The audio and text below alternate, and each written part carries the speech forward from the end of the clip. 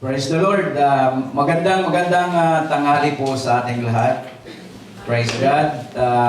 Ganoon din po sa ating pong patuloy na hindi nagsasawa na sumusubaybay ng ating pong online service. Kumusta po kayong lahat dyan? Maraming pong salamat sa araw na ito na muli po ay nandito tayo upang muli nating pasalamatan ng Panginoon sa isang araw na naman ay pinagkaloob po niya sa atin na tayo ay pinagbuklod niya, sama-sama po tayo.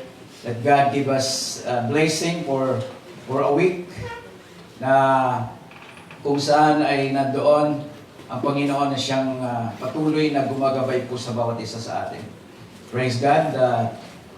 Muli po, ang ating tema sa nakaraang buwan ay about love.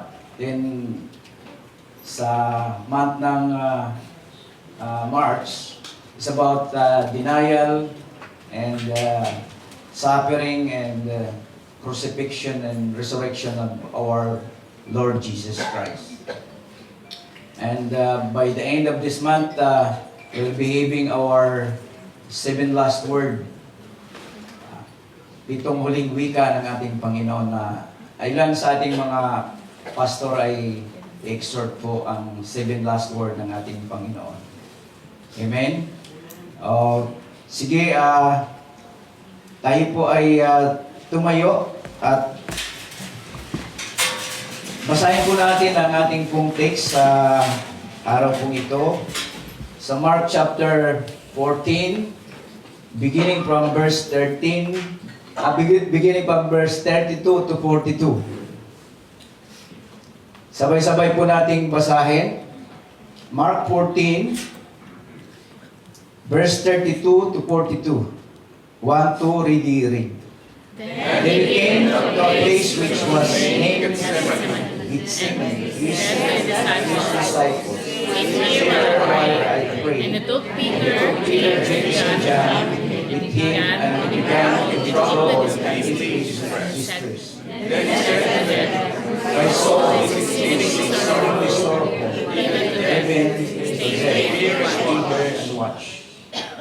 He went a little farther and fell on the ground and prayed, if it were possible, our heart might pass from me. And he He said, said, Abba, Father, all things are possible for you. for you to take this cup away from me. Nevertheless, not what I will, but what you will.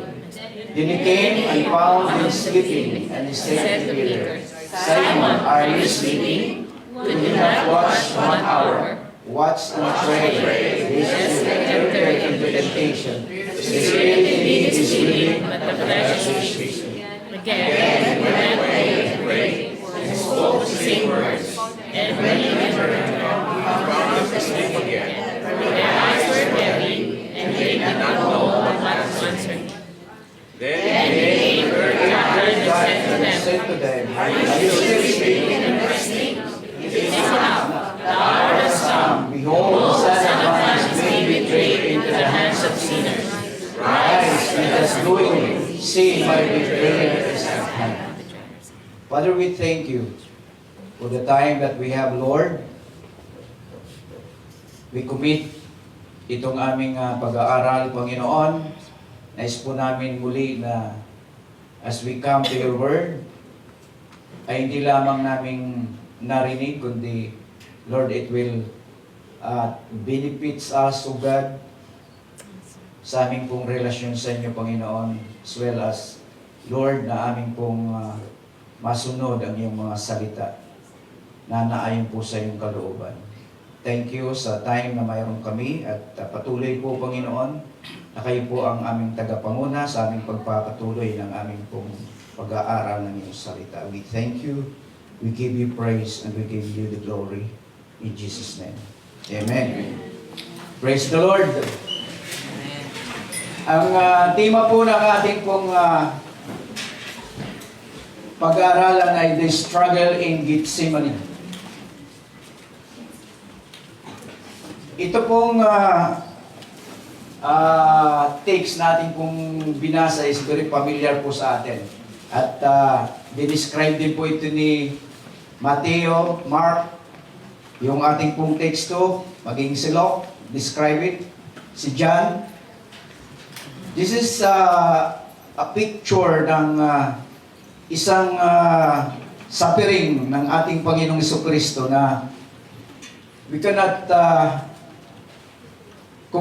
comprehend. Yun ba natin na matarok ang kanya pong dinanas dito po sa Gethsemane, sa Garden of Gethsemane. Ito po ang isang severe suffering ng ating Panginoong Jesucristo. Now, isang bagay ang ating pong makikita dito po sa kanyang sacrifice, ang kanya pong struggle na naranasan po niya dito sa Garden of Gethsemane. Gethsemane is oil press. Yung mga olive trees ay pinipress po yan, pinipiga at ginagawa pong oil. So, maging sa panahon po ngayon, ay yun po ang ginagawa po doon sa lugar na yon. Maari ay mayroon pong isang gawaan ng oil, converted ng isang manufacturing. Kaya maari yung mga olive oil na naandyan sa market ngayon, maari na galing po yun doon. So, dito ay makikita natin yung struggle, ang suffering ng ating Panginoon na walang maikumpara po ang kanya pong suffering, ang kanyang struggle na kanyang naranasan. So in verse 32, sabi nga, they came to a place which was named Gethsemane. Ibig sabihin, they came. Kasama po niya ang kanyang mga disipulo. They are 11. 11 po sila. Of course, si Judas ay gumiwalay na po sa kanila kasi si Judas ang magkakanulo po sa ating Panginoon. Now, ang sabi po ni Jesus, before this event na nangyari sa kanyang mga disciples, sabi niya, all of you will be made to stumble because of me this night. For it is written, I will strike the shepherd, and the sheep will be scattered. Sabi po niya sa verse 27, but after I have been raised, I will go before you to Galilee. Sabi po ni Peter, even if all are made to stumble, I will not deny you. I will die with you. Sabi ni Peter. At ang ibang mga disipulo, ganun din po. They said likewise. At ang sabi po sa kanila ni Jesus, alam mo Peter, bago tumilaok ang manok ng makalawa, 3 beses mo ako itatatwa. So, dito sa 3 disciples na sinama po ni Jesus Christ in the inner part ng Gethsemane, si Peter, James, and John.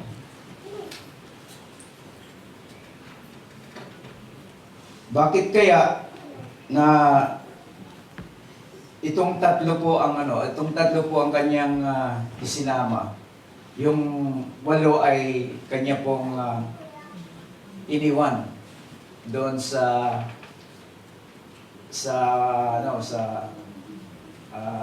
gate o sa bukana ng garden.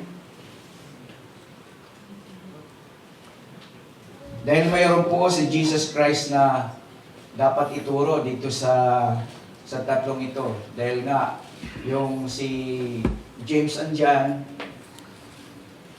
kung naalala po natin sa account na sabi po ng kanyang mother na si Bidi that please put my sons in your right and your left hand, di ba? Kung ikaw ay maghahari na. Then si Peter, yung kanyang confident na hindi niya itataya niya yung buhay niya. So dito po ay isang pagtuturo ni Jesus Christ sa mga disciples na ito, itong tatlong disciples. At the same time, yung kanila pong malalaman ay ituturo din po nila sa ibang kasama po nila. Now, dito po sa text natin ay mayroon po tayong mapag-aralan na ilang mga bagay sa senaryo po o event in the Garden of Gethsemane. Siyang makapagbibigay po sa atin ng reminder.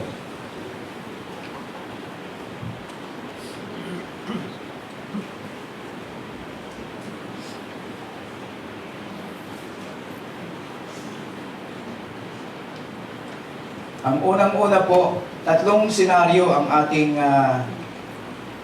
mapag-aralan po rito. The scenario of struggle.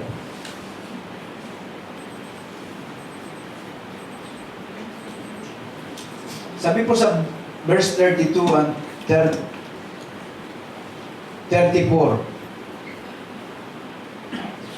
they came to a place which was named Gethsemane, and he said to his disciples, "Sit here while I pray." And he took Peter, James, and John with him, and he began to be troubled and deeply distressed.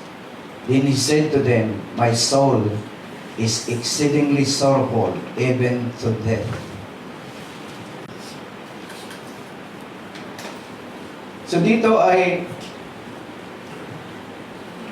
makikita natin yung struggle ng ating Panginoon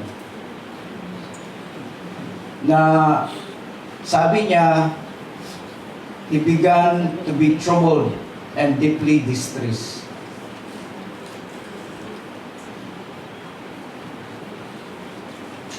Distress means ito yung masasabi na he is amazed. Kumbaga, ano siya, yung bang hindi niya maintindihan. He's amazed sa kanyang gagawin o ipinapagawa sa kanya ng Ama. Na unang-una makikita po natin diyan yung kanya pong physical struggle.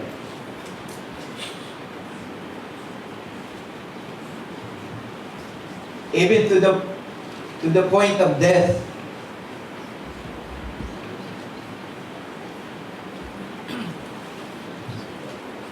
Nang sabi nga ni Luke,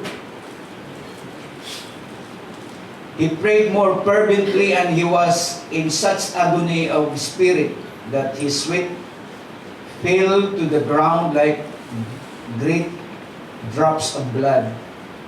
Yung capillary ay ng kanyang ugat sa kanyang noo ay nag-burst, yung pumutok. At ito po ay naghalo ng kanyang ang kanyang sweat, ang kanyang pawis, at nalaglag sa lupa. Kita po natin yung physical struggle.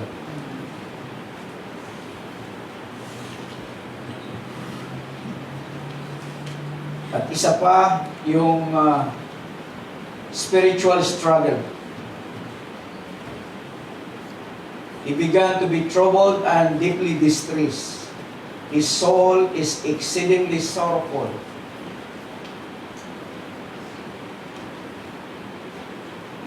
Hindi po niya maintindihan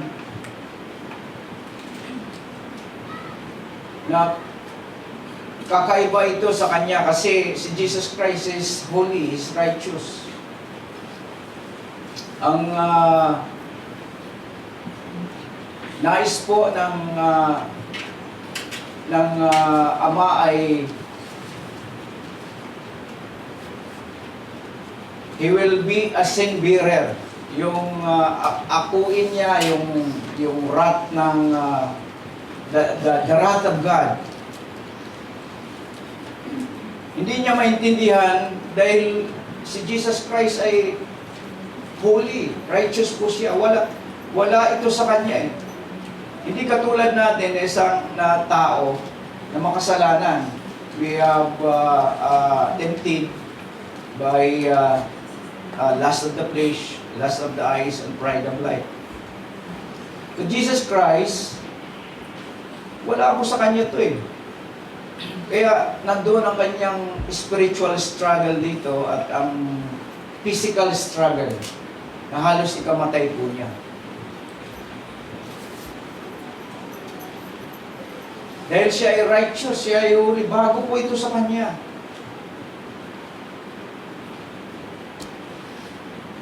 Kahit po ang kanyang katawan, yung bang sabi nga sa Luke, yung pawis niya na may kasamang dugo. Grabe ang kanyang pakikipagbuno po rito. At doon, kikita natin ang spiritual struggle. And it would be also, it was a satanic struggle. Sapagkat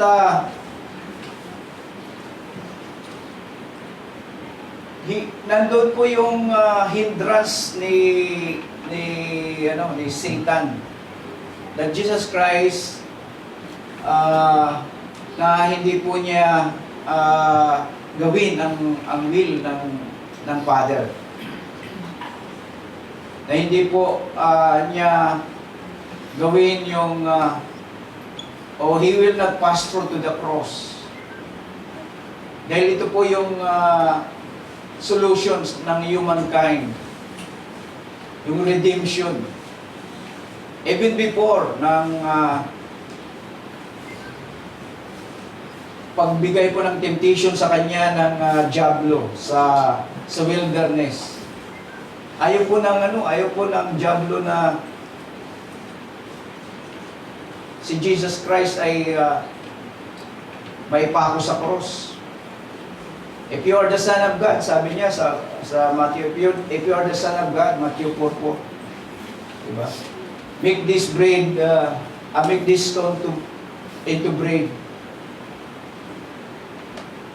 At bibigyan kita ng mga karangyaan, bibigyan kita ng power. Sambahin mo lang ako. Hindi ka na kailangan na magpasakit pa, hindi ka na kailangan na maipako pa sa cross.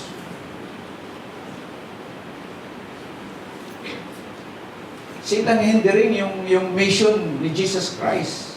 At even Herod, iba yung 2 years old down, yung mga bata, gusto niya ipapatay.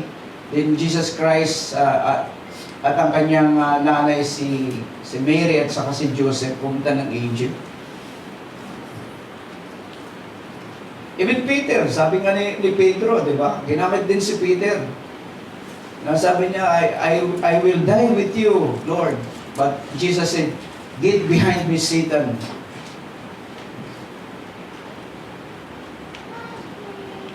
It's a satanic struggle yung naranasan po dito ni Jesus Christ. Ayaw ni Satanas na si Jesus Christ ay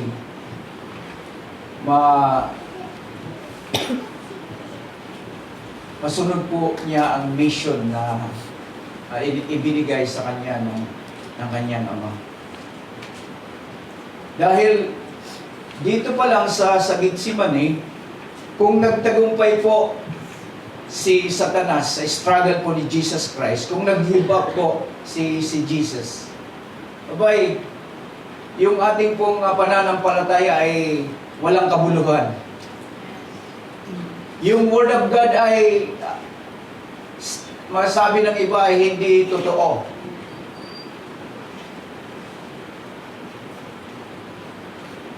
At saka ang Christianity ay walang katuturan. Kung dito pala, very crucial ang struggle na naranasan po ng ating Panginoon dito po sa Garden of Gethsemane.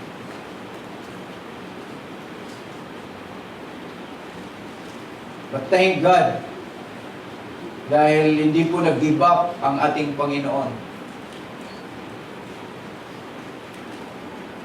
He went to the cross. Ibinuhos po niya ang kanyang buhay.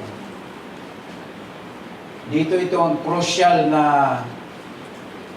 isang pangyayari, crucial event, itong senaryo na to na naranasan ng ating Panginoong Jesucristo.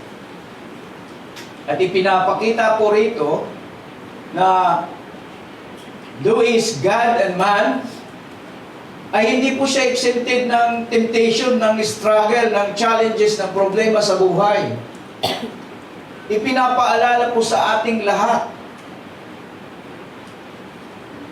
na ang challenges, ang problema, ang temptation is normal, di ba? Sabi po ni Paul sa 1 Corinthians, it is common to man. It is common to man, yung temptation, yung struggle, yung challenges, it is common to man. Sabi ni Jesus Christ, in this world, there is tribulation. In this world, there is troubles. Diba? So it is common.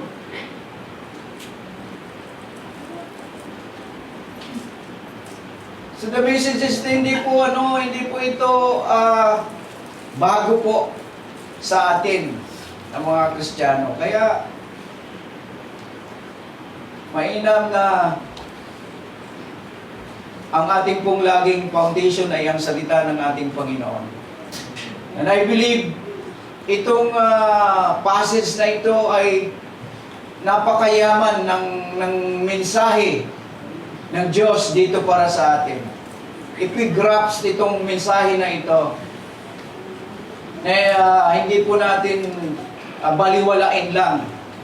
Makikita natin yung sacrifice at struggle ng ating Panginoon na masasabi natin, thank you Lord. Dahil nga, kung nag-give up ka rito Panginoon, wala akong grace ng salvation ngayon. It's very crucial. At ipinapaalala po sa atin dito na ang lahat po sa atin ay hindi exempted ng mga challenges, struggle sa buhay, temptation, the lust of the flesh, the pride of life, the lust of the eyes. Hindi po tayo exempted. But thank you sa promise ng Panginoon, di ba? In this world there is tribulation, in this world there is troubles, but be of good cheer, be courageous. I have overcome the world.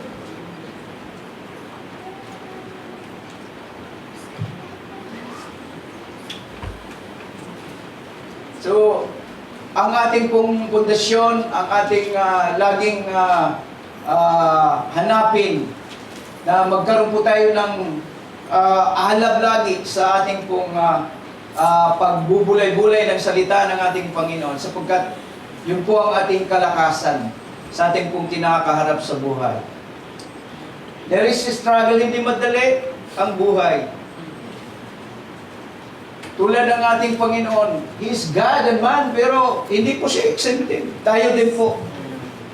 Hindi po din tayo exempted sa mga struggle ng buhay. Isang paalala po sa akin, tigilan na po natin yung emotional, yung pa-emote, na andyan naman po yan eh.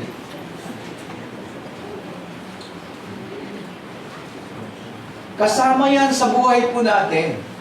Iba't ibang form o tsura lang po ang ipinapadaan po sa atin ng Panginoon. God allows it for a purpose. Sabi nga, all things work together for good for those who love God according to His purpose. All things. Wala naman pong lahat ng bagay ay maganda. Mayroong pangit. Pero yung pangit na yan, nakaranasan po natin, ay hindi po yan sayang. Yan ay gagamitin ng Panginoon. But we should always look or aspire, pursue yung nais o kalooban ng Panginoon sa ating buhay. Nandyan ang problema, struggle, challenges. Wala po, kasi tayo pong bilang tao, gusto natin everything is all right. Hindi naman po yan. Hindi po yan mangyayari sa buhay. Hindi po yan mangyayari dito.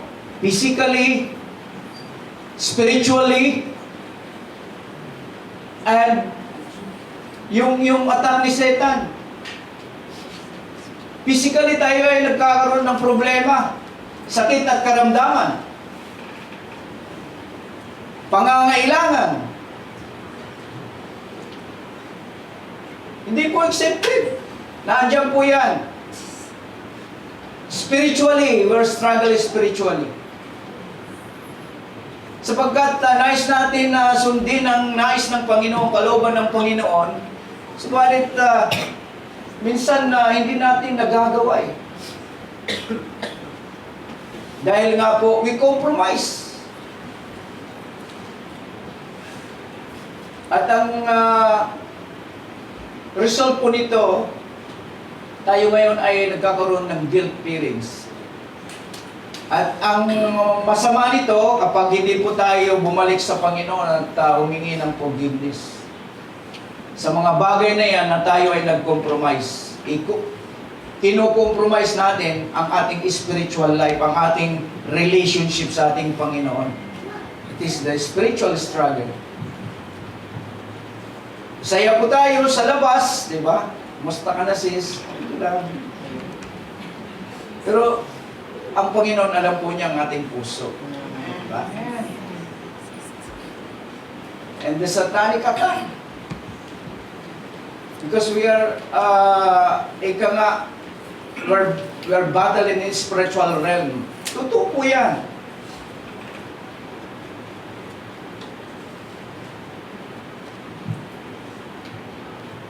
Kaya wala po tayong ibang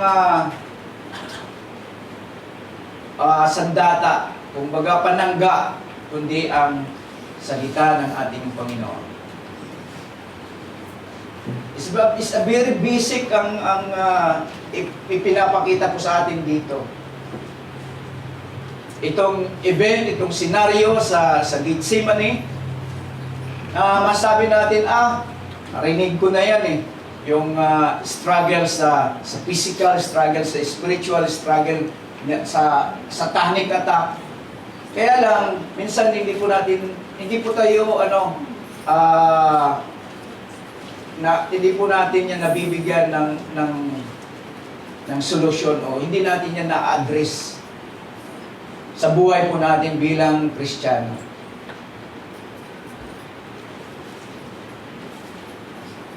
And this is a reminder sa bawat isa po sa atin.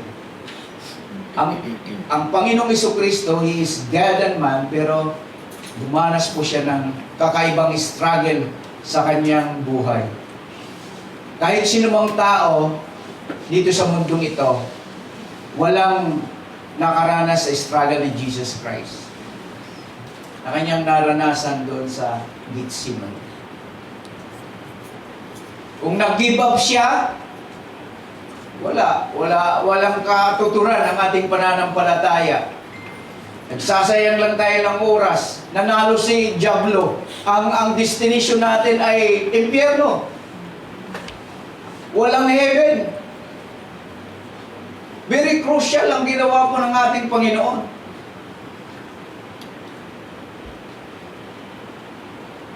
And same thing for us. God allows yung problema, yung struggle sa buhay, yung challenges, at hindi po natatapos doon. Dahil dito pa lang sa lupa, we are only malalakbay. Dito pang ating training ground. Mayroon po tayong destinasyon. Walang iba yung langit na prepare ng ating Panginoon. Kaya okay lang na makaranas po tayo ng ganong mga challenges sa buhay. Isa common naman po yan eh. Pero wag po tayong lalayo at bibitiw sa kalooban ng ating Panginoon. Amen? Praise God. So dito po, nung naranasan po ito ng ating Panginoon, na hindi po siya mapakali kasi bago po ito sa Kanya eh. Hindi siya nakaranas ng kasalanan. Talagang hindi siya, kung baga hindi siya at is dito na, hindi ko ito kilala eh. Hindi pa sumagi ito sa ano ko eh, even in my inner being. He's righteous, He's holy. Kaya struggle siya rito. Tayo, okay lang. Diba? Kasi minsan, lumalangoy tayo sa kasalanan eh. Kung baga immune tayo, ang tao immune. Lust of the flesh, lust of the eyes, and pride of life. Kilala natin to eh. But Jesus Christ, no. Iba siya. Because He's holy.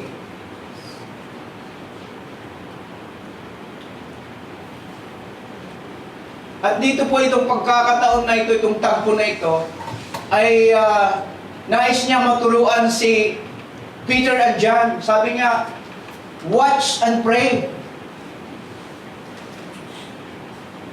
Maganda po itong sinabi ni Jesus Christ kay Peter and John. Watch and pray. Mapagbantay. Pag sinabing watch, watchful. Ano po ang opposite ng watchful? Unwatchful. Hindi ka mapagbantay, yung bara-bara ka lang. I mean, bara-bara tayo sa ating pong spiritual life. Kasi yun ang target ni Satanas eh. Na ilalayo po tayo sa ating ugnayan, sa ating pong relationship sa ating Panginoon. Kaya sabi ni Jesus, watch and pray. Dahil ito po yung solution dito eh. Na mapagbantay tayo. At kung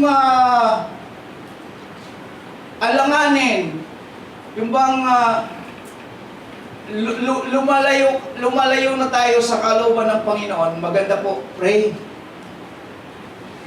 Watch and pray. Kasi ikaw, Peter, sobrang confident ka sa sarili mo eh. Ito ngayon, papakita ko sa iyo yung struggle ko. Ikaw, James and John, gusto niyong pumesto sa kaliwa at sa kanan? Hangad kayo ng position? Ipapakita ko sa iyo.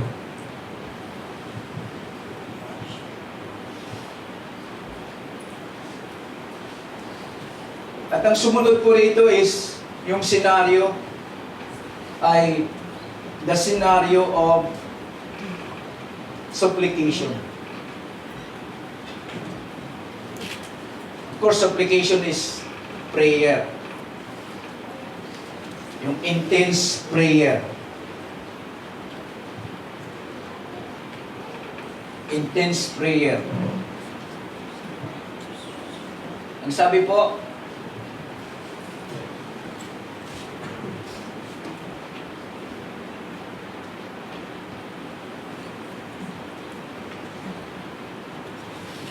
He went a little farther and fell on the ground and prayed that if it were possible, the hour might pass from him.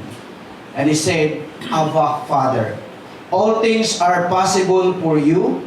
Take this cup away from me. Nevertheless, not what I will, but what you will. Dito makikita po natin yung attention or address ng kanya pong pananalangin na in-address niya sa kanyang ama, Abba, Father. Aba, yung mga Hudyo, hindi po, ano po sa kanila to, na tumawag ng Aba. Ang makakatawag lang po ng Abba, Father, yung may intimate relationship, which is our Jesus Christ, ang pinapakita po rito. Yung intimacy ni Jesus Christ, makikita po natin dito na yun na lang ang kanya pong maluwag ng kanyang kalooban upang tawagin po ang kanyang ama. Ama, ama ko. Mayroon po bang ibang paraan na maalis itong sarong ito? But sabi niya, ang sabi po niya dito, all things are possible for you. Of course, all things are possible from the Father. Lahat ay walang imposible sa ating Panginoon. Sa Diyos, walang imposible. Walang mahirap sa Diyos. Pero, hindi maaari na gawin ang request po dito ni Jesus Christ, ng God the Father. Kasi yun na po ang solusyon ng redemption ng humankind. Yes, our God, nothing impossible sa ating Panginoon. But the point here, yung pagtawag niya, Abba, Father, all things are possible for you. It's a kind of intimacy. At dito yung pinapakita at pinapaalala ko sa atin, yung ating pong alab ng ating pong paghahanap ng presensya ng ating Panginoon sa ating mga buhay. Kailangan po natin yan. Nahanapin natin ang presence ng Lord sa ating pong meditation, sa ating prayer, sa ating daily devotion. Dahil sabi nga, we are not exempted sa mga struggle ng buhay.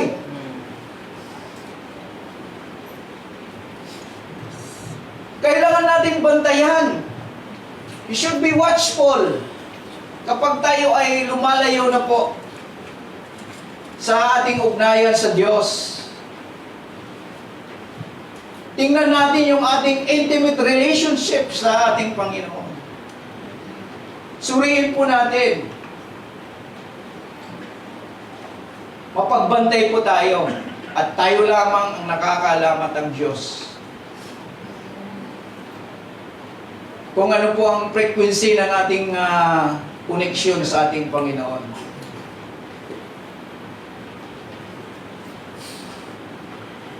Ang ganda po kapag nandun yung kalapitan natin sa Diyos, yung bang sinasambul at ibinubuka po natin ang ating puso. Lord,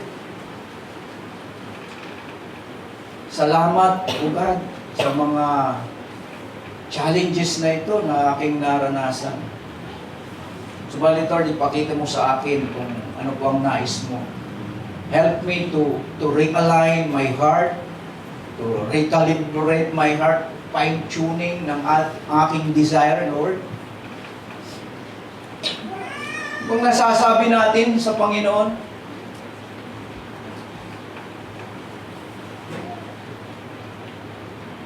kita natin yung intimacy ng ating Panginoong Jesucristo. And this is also a reminder sa bawat isa po sa atin.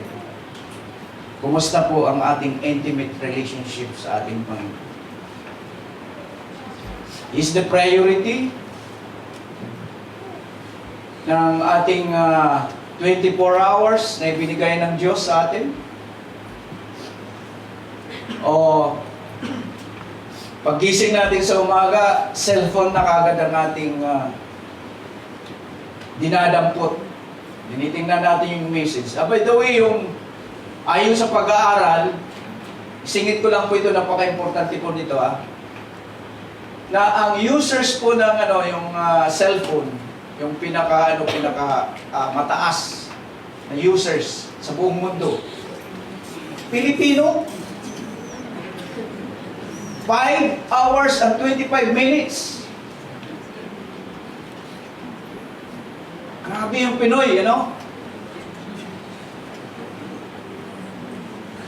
At nakakatawa, di ba? Kita natin, even yung mga bata, nandun po, nag-scroll na po. At napaka-danger. Dahil doon na sa mga cellphone, nakikita itong hindi magandang bagay at ang lakas ng influence. Even the 6, doon lang makikita ng mga bata ngayon. Watch out tayo bilang mga magulang. Kasi hindi po ito biro. The devil is crafty, yung kinukuha yung attention ng mga millennial. Diba? Doon na nila nakikita. Kaya nga po, wala nang talab yung salita ng ating Panginoon. Wala na yung paghahanap ng intimacy sa Diyos. Wala na po yan. Diba? Pagdating ng struggle, pagdating ng problema, pagdating ng challenges, anong sinasabi po ng iba? Sabi po na, girl, uso po yan. Diba? Magpakatotoo ka, girl. Oo nga, busy.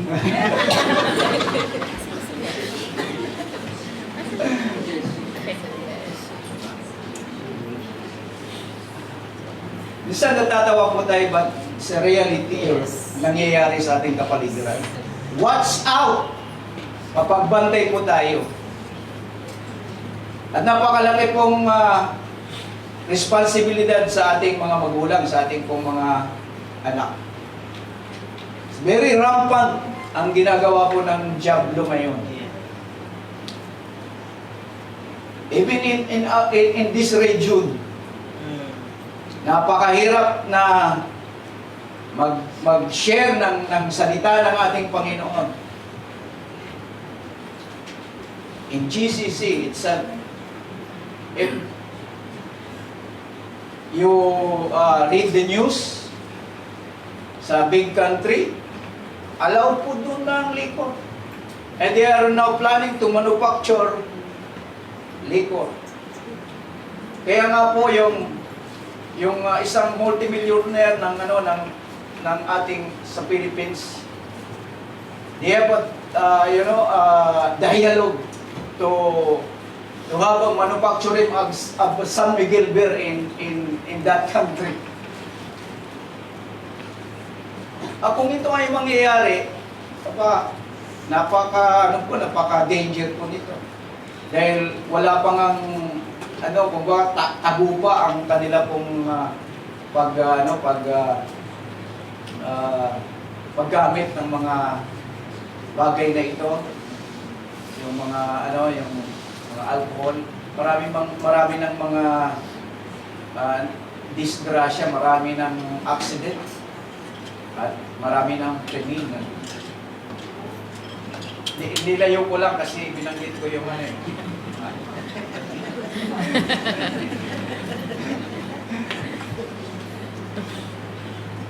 Bakit gusto kong i-mention yun? Kasi napaka-importante po. Yung nangyayari sa ating kapaligiran ngayon. If we watch yung trending.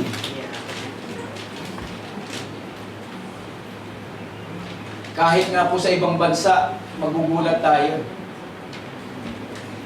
In Canada, at sa iba pang mga country, sa Canada, isang state po doon ay legal yung same-sex marriage. Legal yung drugs sa US.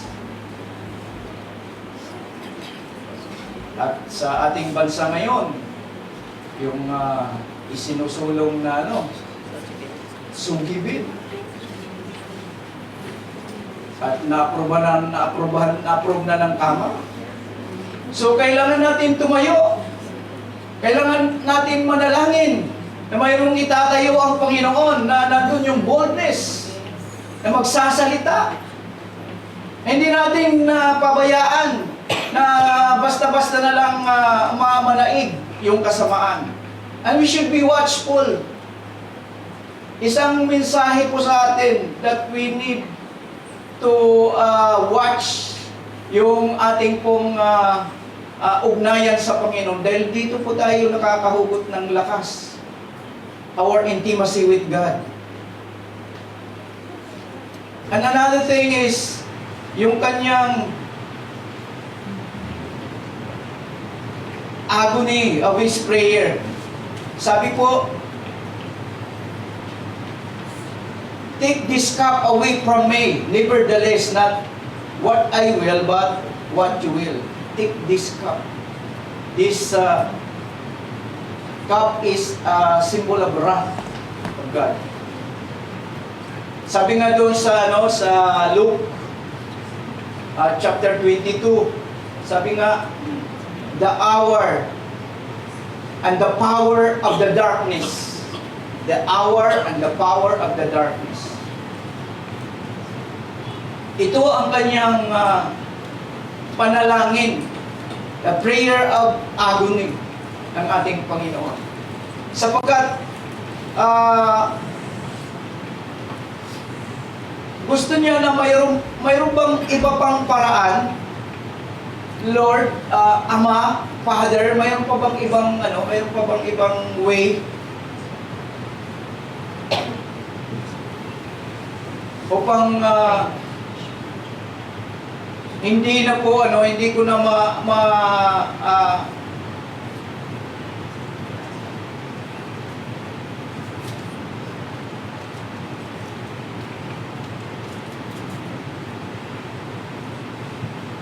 itong sorrow na ito. Is there any other way, Lord? Please take this cup from me. Not my will, but what you will. Prayer of agony of our Lord Jesus Christ. The hour might pass from Him. Yun po ang kanyang kahilingan. Pero hindi po mangyayari sapagkat yun na po ang isang solusyon ng redemption.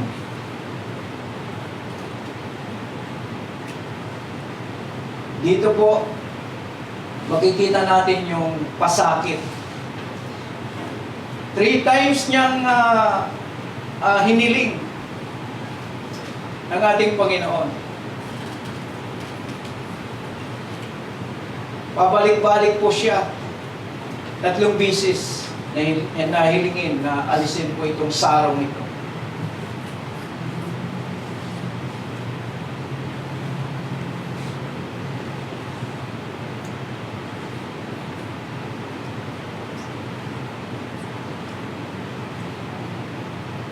Napakabigat.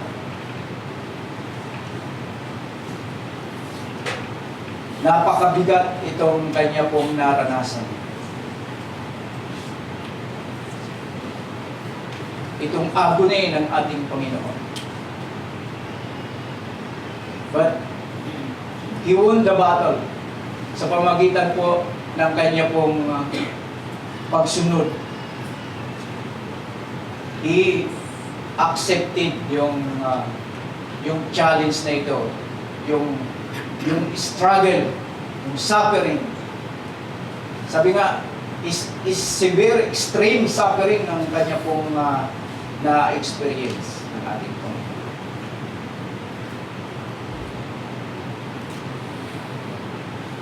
Pag sinabi kasing agony is anguish, yung bang talagang hindi mo maipaliwanag. Pagkahalo na po yung physical, spiritual, at yung satanic attack na hindi mo na ma-contain yung agony o suffering na naranasan po ng ating Panginoon. We could not explain, we could not imagine yung kanyang na-experience. Pero ang magandang aral po rito ay nandun po siya naka-kneel down sa kanyang ama. Sapagkat wala pong makapagbibigay sa kanya ng victory, kundi ang kanyang ama lamang.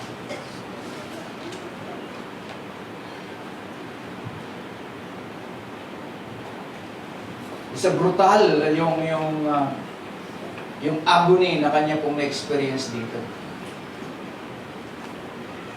Pangalawa po ito sa kanyang naranasan dito sa cross.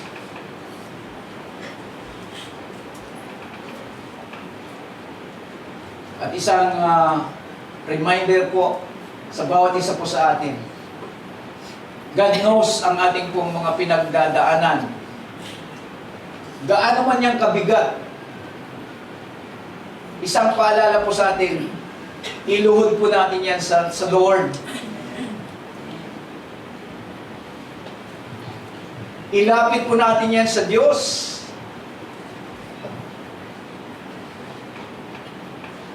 Isang paalala po sa atin na kailangan natin mag-ahlap sa ating pong paghanap ng presensya sa ating Panginoon sa pamagitan ng ating panalangin. Mawala man sa atin ang lahat, huwag po natin alisin ang pananalangin, ang prayer po natin sa ating Panginoon. Of course, maganda yung may mga bagay-bagay na mayroon tayo. Pero si Lord, hindi po dapat natin alisin sa buhay po natin. Dahil siya ang kasapatan. Siya po ang makapagpupuno po sa atin. God alone can satisfy us. Amen? Kailangan natin si Lord. Isang paalala po sa atin, kumusta po ang ating panalangin? May ahlab pa ba? O tayo ay wala na po sa atin yung connection natin kay Lord. Paggising sa umaga, hindi na tayo nakapag-pray dahil nagmamadali po tayo. Ang isip natin, mag-breakfast ka na lang, huwag ka nang manalangin. O di kaya manalangin ka na ng mamaya sa transportation kung nandun ka na. Huwag kang gumising ng umaga, masarap matulog dahil malamig. Huwag ka nang mag-allot ng time kay Lord.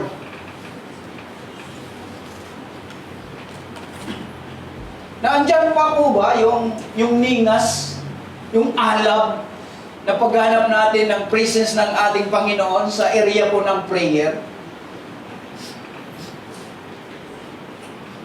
Easy. Yung ating Panginoong Jesucristo, di ba? He's God and man. Pero, ang ginagawa niya, na lagi na mayroon siyang connection kay Lord. Sabi nga, always He is in a solitary place. Madaling araw pa lang, nandoon na po siya. Hindi po siya nagpapadisturb. Kahit po gaano mang kabundok ang kanya pong ginagawa, kanyang ministeryo. Siya ay nagmi-minister, siya ay nagpapagaling ng mga may sakit. At siya ay nag-provide ng mga pangangailangan. I-feed the 3,000, 5,000. At nainggan nyo ngayon yung mga tao. Gusto po siyang kunin na king. Pero hindi po siya hindi po siya na-distract. Constantly, nandun po ang kanyang communion sa ating Panginoon. And this is reminder to each and every one of us. Kumusta po ang ningas, ang alab ng ating pananalangin sa ating Diyos? Kailangan po natin yan. Sapagkat true prayer lamang ang sa ating pakikipagniig sa ating Panginoon.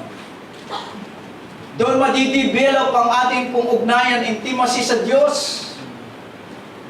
Iririlaan niya ang laman ng ating puso, ang ating desire. Doon sa nais at will ng ating Panginoon. At gaano mang kabigat yung dinadala po natin, kapatid? God knows. Mari hindi alam ng ating mga kaibigan, pamilya natin, pero higit na alam ng Panginoon. Kahit nasa tugatog tayo ng tagumpay, walang problema, everything is alright, kabahan po tayo. Baka sa isang side na po tayo. Maganda kung nandun pa rin tayo sa momentum ng ating pong pakikipagniig sa ating Panginoon. Mapagbantay po tayo. Watch sa ating pong prayer life. It's a basic, but napaka-importante mga kapatid. Si Jesus Christ is God and man. Dahil nga po, sa tindi ng agony, sa tindi ng kanyang suffering, sa tindi ng kanyang sacrifice, dito ano pang panlaban niya? He knelt down sa kanyang ama. At ipinapakita po niya sa kanyang mga disciples. This is how we conquer the battle.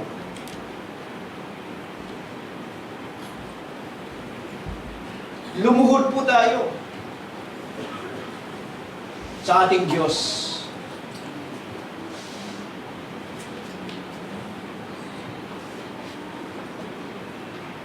Isang paalala po sa atin ng Panginoon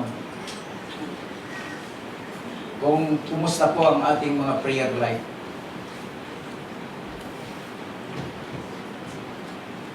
At dito, yung kanya pong acceptance. Yung bang napagtanto niya na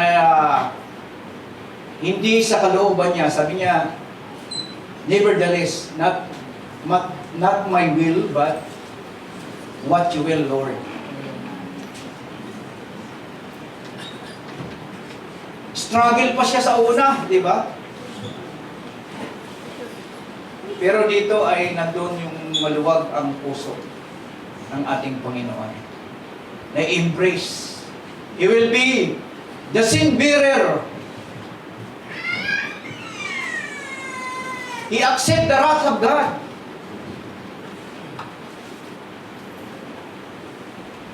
Dahil mahal niya ang kanyang mga disipulo. Mahal niya po ang kanyang nilalang.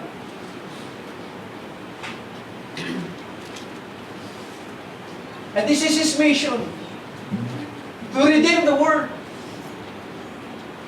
Ibuhis niya ang kanyang buhay sa cross. At dito sa battle na ito, ay napagtagumpayan niya sa pamamagitan ng panalangin. How crucial it is. Mga kapatid, God remind us sa ating mga prayer life. Dahil hindi po tayo nananalangin sa tao, sa Diyos na makapangyarihan sa lahat, walang imposible sa ating Panginoon. Mapagbantay po tayo. Be watchful sa ating mga prayer life. Lord, kung wala nang talab sa akin, yung prayer ko ay para bagang bumabounce na lang. Hindi na para bagang hindi na nakakaabot doon sa, hindi mo na naririnig, Panginoon. Magninilay-nilay po tayo. Maybe there is an hindrance. Kaya ipasuri natin sa ating Panginoon. Lord, sabi ni David, create in me a clean heart, O God, and renew my spirit.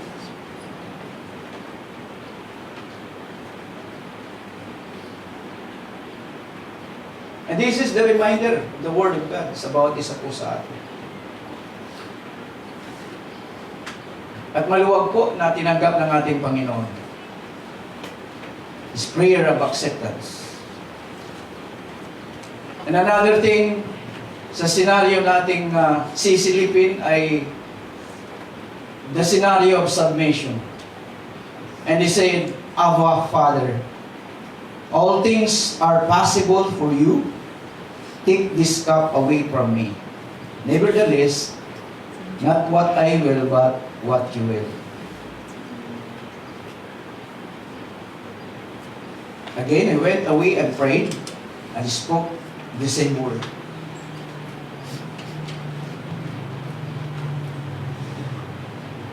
Absolute submission.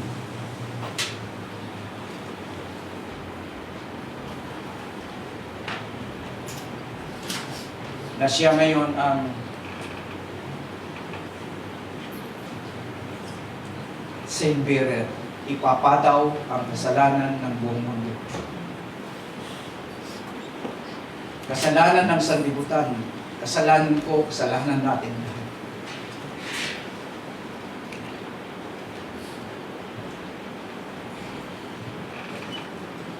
Napakatindi.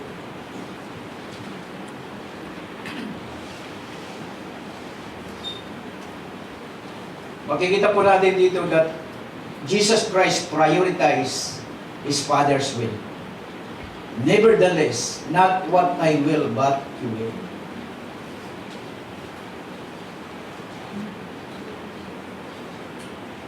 Ito po ang makikita natin that absolute submission sa kanyang Father. Mahirap, hindi niya maunawaan sa una, but then he embraced the wrath of God, the sins of the world.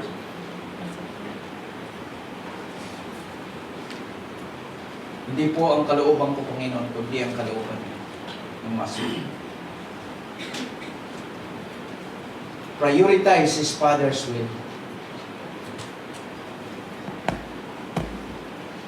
Napakainam kung ang ating pong adhikain sa journey ng buhay na ito ay lagi ang layunin ng ating Panginoon. Ang ating pong dinidesire na nais na masunod. Hindi po ang ating kalooban.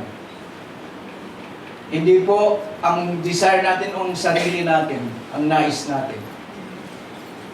Always the will of God is in the safe side. Ang kalooban ng Panginoon lagi ay yun ay mayroon pong reward. Maaari ay sa tingin natin na hindi po o taliwas sa ating pong nais o inaakala yung karanasan natin sa kasalukuyan. But if we will obey the Lord, kung ang nais natin sundin ang kalooban ng Panginoon, I believe, ang Panginoon po lagi ang magre-reward yan. Kahit gaano man po kahirap yan, mga kapatid. The Word of God remind us sa umagang ito concerning the will of God sa ating mga buhay. Ano po ba ang kalooban ng Diyos? Saan po natin mahanapan ang kalooban ng ating Panginoon? sa mga bagay mga bagay po ba sa mundong ito? Sa ating bang karanasan? Sa ating bang mga na-attain sa buhay? O sa ano pang mga ibang mga bagay? Maari, mayroon, but yung solid, yung firm, ay walang iba kundi sa salita ng ating Panginoon. Mahanapan natin ang kalooban ng Diyos.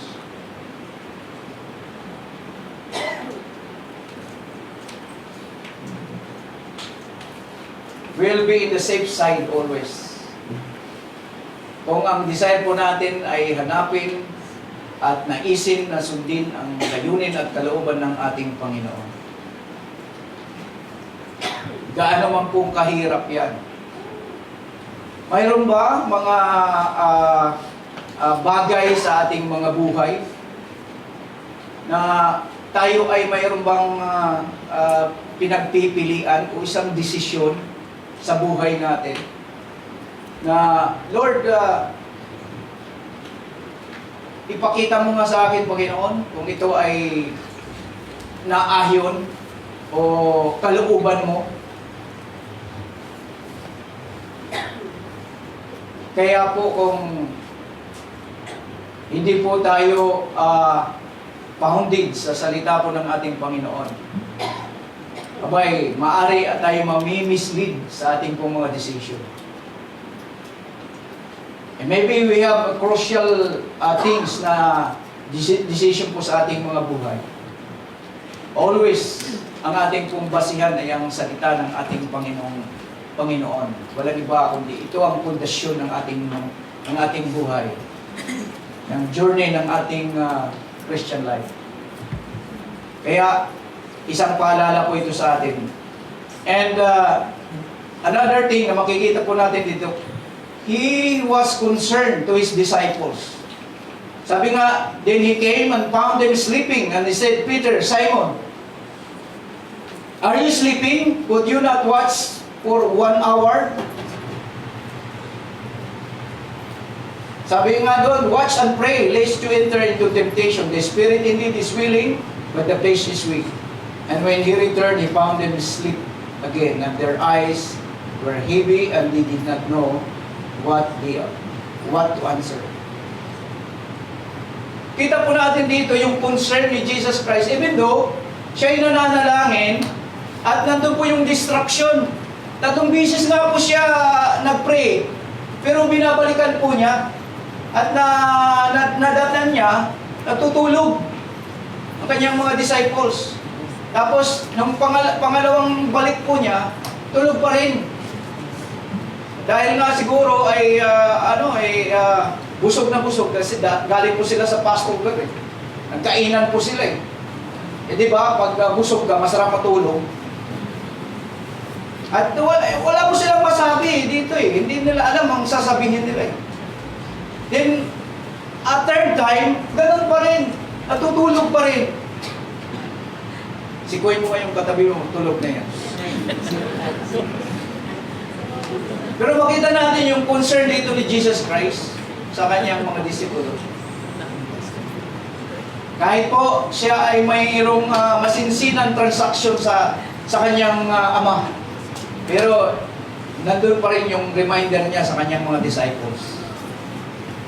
Na ito yung susi ng victory, ng struggle. Watch and pray. At kita natin ang kanyang concern dito sa kanyang mga disipulo. Hindi pa rin po niya pinabayaan. Nandoon ang kanyang concern. Kawawa naman kayo. Hindi nyo nakikita yung struggle ko at magiging struggle nyo sa susunod na journey ng mga buhay.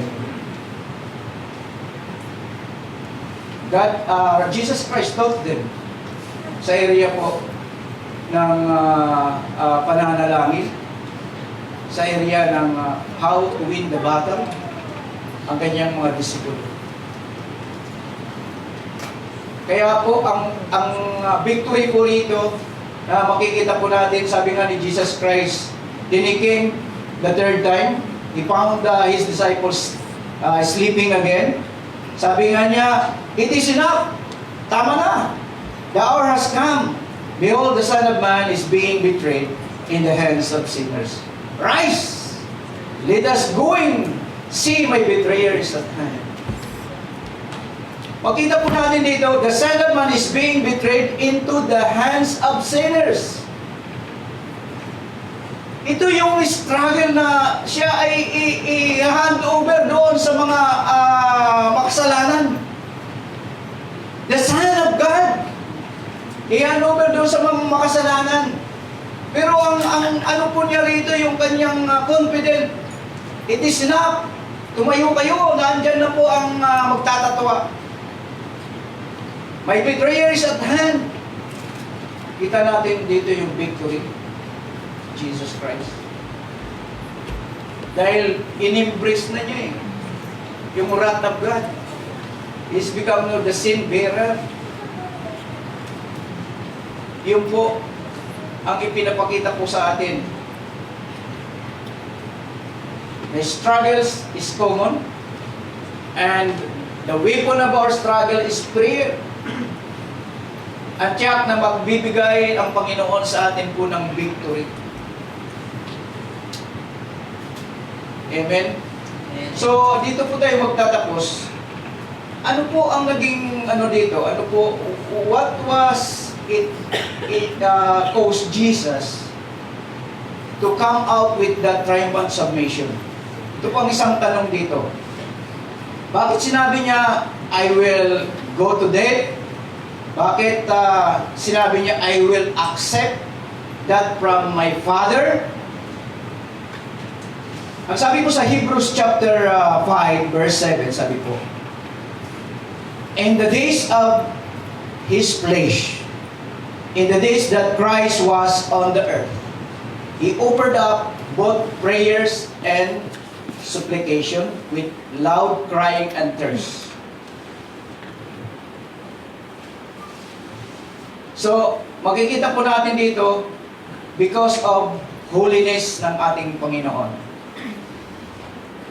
Because of His trust sa Kanyang Ama, na magbibigay po ng promise. Ang promise po ng Kanyang Ama, yun po ang Kanyang sinampalatayanan ng ating Panginoon, yung resurrection in the cross. Kaya nga po maluwag po niyang in-embrace po yun. Ayon po sa Psalms chapter 16 verse 10. Ang sabi po, Jesus trusted the promise of God concerning resurrection. Ito po ang sinabi sa Psalms. Dito po ako magtatapos. God would save him from death. He would not prevent death. Sabi, He would save him out of it. Ito po, ang Psalm is a reflection po doon sa Hebrews. Kaya nga po maluwag sa kalooban po ng ating Panginoon. And I believe, kahit medyo kapos po tayo sa oras, na-drops po natin ang ating pong message sa umagang ito. Amen? Hallelujah. Tayo po ay tumayo. Nice pong yung ating pong table. Yes, Lord. We thank you, God, sa mensahe niyo po, Panginoon, sa iyong mga salita, Lord.